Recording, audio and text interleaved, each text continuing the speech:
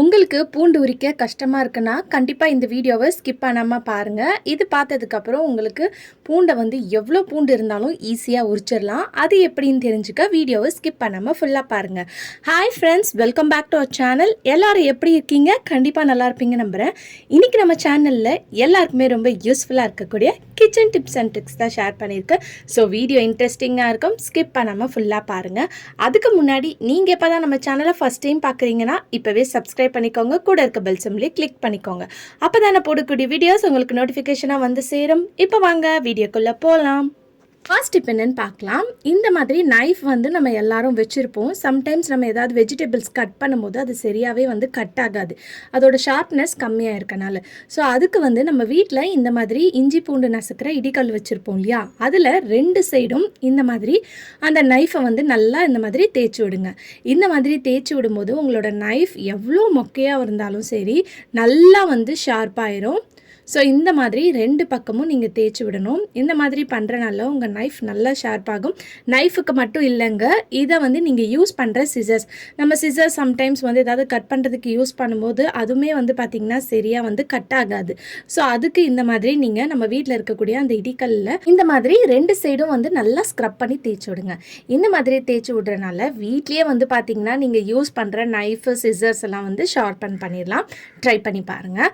அடுத்த டிப்க்கு நம்ம வீட்டில் யூஸ் பண்ணுற கிரேட்டர் தான் எடுத்திருக்கேன். இந்த கிரேட்டரும் வந்து நம்ம சம்டைம்ஸ் வந்து காய் வந்து துருவுறதுக்கு யூஸ் பண்ணுவோம். காய் துருவுறதுக்கு யூஸ் பண்ணும்போது வந்து பார்த்திங்கன்னா சரியாகவே வந்து வராது, அதோட ஷார்ப்னஸும் வந்து கம்மியாக இருக்கனால தான். அதுக்கு வந்து இந்த இடிக்கல் இருக்கு இல்லையா, அதை வந்து மேலே, அதாவது அந்த போர்ஷன் மேலே பார்த்த மாதிரி நீங்கள் ஸ்க்ரப் பண்ணி நல்லா தேய்ச்சி விடணும். இந்த மாதிரி தேய்ச்சி விடும்போது நல்லா ஷார்ப்பாயிரும். ஸோ ஷார்ப்பாக இருக்கிறதுனால நீங்கள் நெக்ஸ்ட் டைம் காய் திருவும் போது பார்த்து கேர்ஃபுல்லாக திருவணும். ஏன்னா நம்ம கை கூட கட் ஆகிறதுக்கு சான்ஸ் இருக்கு இல்லையா. ஸோ ஸ்லோவாக பார்த்து பண்ணிக்கோங்க. அடுத்த டிப் என்னன்னு பார்க்கலாம். நம்ம வீட்டில் இருக்கக்கூடிய மிக்ஸி ஜாரோட கேப் தான் எடுத்திருக்கேன். நம்ம மிக்ஸி ஜாரை வந்து நல்லா க்ளீன் பண்ணுவோம், மிக்ஸி கேப்பையும் வந்து நல்லா வாஷ் பண்ணி க்ளீன் பண்ணுவோம். பட் இந்த ரப்பர் இருக்கு இல்லையா, இதை ரிமூவ் பண்ணிவிட்டு நம்ம அவ்வளோவா வந்து யூஸ் பண்ண மாட்டோம் டெய்லி அப்பப்போ வந்து. ஸோ வீக்லி ஒன்ஸ் அது இந்த மெத்தடை ஃபாலோ பண்ணிக்கோங்க. நீங்கள் என்ன தான் வந்து நல்லா க்ளீன் பண்ணாலுமே அதுக்குள்ளே வந்து பார்த்திங்கன்னா அழுக்கெல்லாம் போய் சேர்ந்துருக்கும். அது நம்ம நெக்ஸ்ட் டைம் அரைக்கும் போது அதெல்லாம் வந்து நம்ம வயிற்றில் போய் நம்மளுக்கு தான் இன்ஃபெக்ஷன் ஆகும். ஸோ நீங்கள் யூஸ் பண்ணுற இந்த மிக்ஸி ஜாரை இந்த மாதிரி ஒரு டூத் ப்ரஷ் வாங்கி வச்சுக்கோங்க இதை க்ளீன் பண்ணுறதுக்கு. ஏன்னா இந்த சைட்லலாம் வந்து பார்த்திங்கன்னா நம்ம அரைக்கிற எல்லா தேங்காய் அரைப்போம், சட்னி அரைப்போம், எல்லா அந்த ஃபுட் பார்ட்டிகல்ஸும் போய் மாட்டிக்கும்.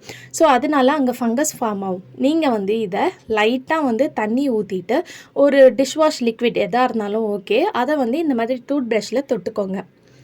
இந்த மாதிரி தொட்டுட்டு அந்த சைடில் ஃபுல்லாக நீங்கள் ஸ்க்ரப் பண்ணி தேய்ச்சி விட்டிங்கன்னா அதுக்குள்ளே இருக்கக்கூடிய எல்லா அழுக்கும் வந்து பார்த்திங்கன்னா உங்களுக்கு ஈஸியாக வந்துடும்.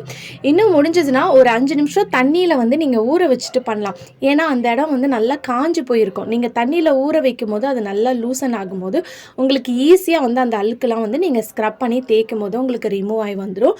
ஸோ கண்டிப்பாக இதை வந்து நீங்கள் வீக்லி ஒன்ஸ் வந்து இந்த மெத்தடை ஃபாலோ பண்ணிக்கோங்க. ஸ்க்ரப் பண்ணிவிட்டு தண்ணி ஊற்றிட்டு வாஷ் பண்ணிவிட்டு காட்டுறேன் பாருங்கள் எந்த அளவுக்கு க்ளீனாக இருக்குதுன்னு சொல்லிட்டு. ஸோ கண்டிப்பாக இந்த டிப் ரொம்ப யூஸ்ஃபுல்லாக இருக்கும். எல்லாருமே ட்ரை பண்ணி பாருங்கள். இந்த மாதிரி ஒரு டூத் ப்ரஷ் மட்டும் இதுக்காக வாங்கி வச்சுக்கோங்க. நெக்ஸ்ட்டு வந்து அதோட ரப்பரையும் வந்து பார்த்திங்கன்னா நான் அந்த மாதிரி தண்ணியில் வந்து ஊற வச்சிட்றேன். ஸோ அதை ரிமூவ் பண்ணதுக்கப்புறம் அதோட சைடில் வந்து பார்த்திங்கன்னா நிறைய அழுக்கு இருக்கும். ஊற வச்சதுக்கப்புறம் இந்த மாதிரி நம்ம பாத்திரம் வாஷ் பண்ணுறதுக்கு யூஸ் பண்ணுறேன் அந்த ஸ்க்ரப்பரை வச்சு லைட்டாக இந்த மாதிரி தேய்ச்சி விட்றேன். தேய்ச்சி விடும்போது அந்த ஸ்க்ரப்பரில் வந்து இருக்கக்கூடிய எல்லா அழுக்கும் வந்து வந்துடும். வந்ததுக்கப்புறம் நீங்கள் இதை தண்ணி ஊற்றி வாஷ் பண்ணிவிட்டு நீங்கள் முடிஞ்சால் வெயிலில் கூட காய வச்சுக்கோங்க. அப்படி இல்லைனா ட்ரை பண்ணிவிட்டு நீங்கள் போட்டு யூஸ் பண்ணிக்கலாம். ஸோ அந்த தண்ணியில் வந்து பாருங்கள் எந்த அளவுக்கு அழுக்கு வந்து ஃபுட் பார்ட்டிகல்ஸ்லாம் கலெக்ட் ஆகிருக்குன்னு சொல்லிட்டு. இதை அப்படியே விட்டோன்னா நம்ம நெக்ஸ்ட் டைம் ஏதாவது அரைக்க யூஸ் பண்ணும்போது நம்ம வயிற்றுக்கு தான் போகும். ஸோ கண்டிப்பாக இந்த டிப் யூஸ்ஃபுல்லாக இருக்கும். ட்ரை பண்ணி பாருங்கள்.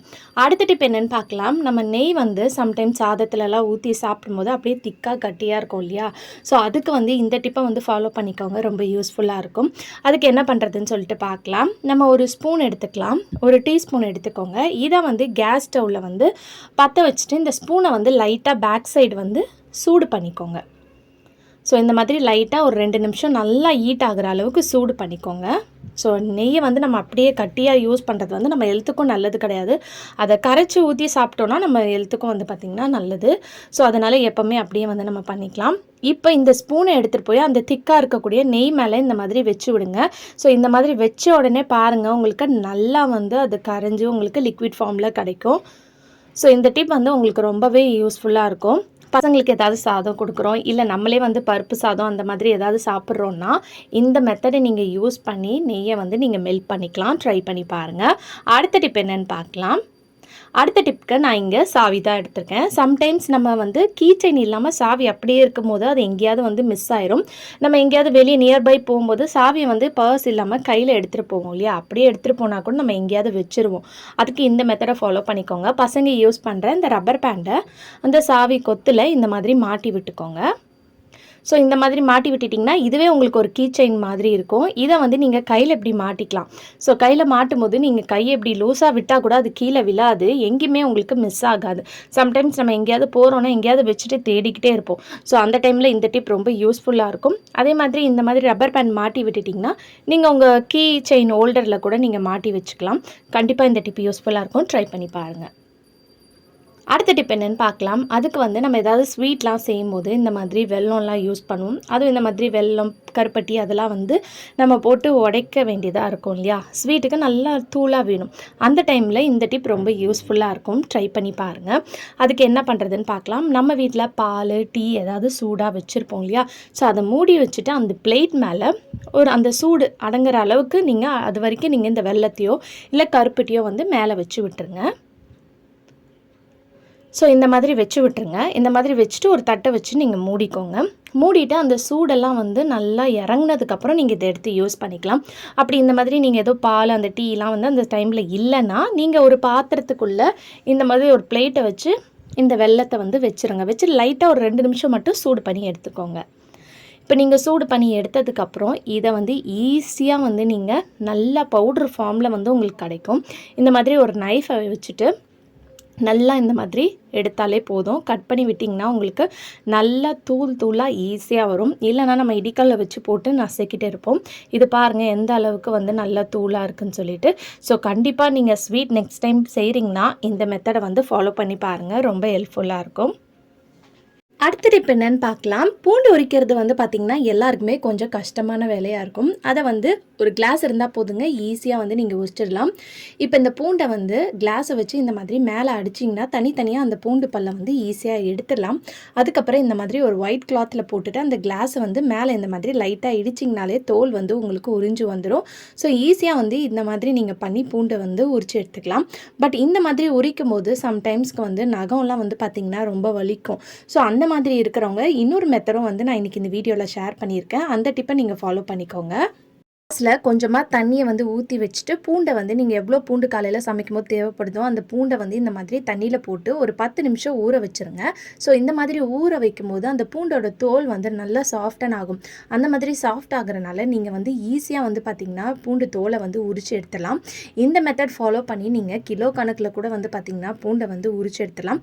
ஃப்ரீயாக இருக்கிற டைமில் இந்த மாதிரி தண்ணியில் பூண்டை வந்து ஊற வச்சிட்டிங்கன்னா நீங்கள் ஈஸியாக வந்து டிவி பார்த்துட்டே கூட உரிச்சு எடுத்துடலாம். கண்டிப்பாக யூஸ்ஃபுல்லாக இருக்கும். ட்ரை பண்ணி பாருங்கள்.